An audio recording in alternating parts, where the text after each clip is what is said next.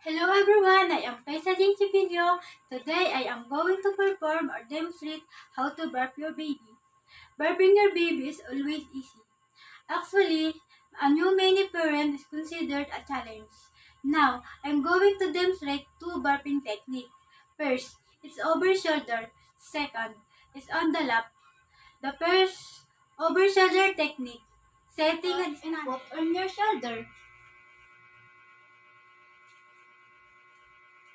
Hold your baby against the chest.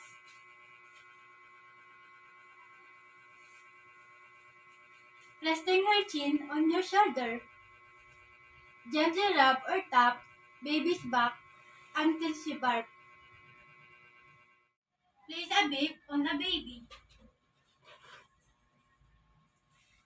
Make him face away from you. Place one hand on his chest with finger on his chin. Gently rub on top the baby's back until she barks. Burping your baby is another activity give you hands-on contact as you touch, hold, and dap in your baby. All of this adds a bonding experience.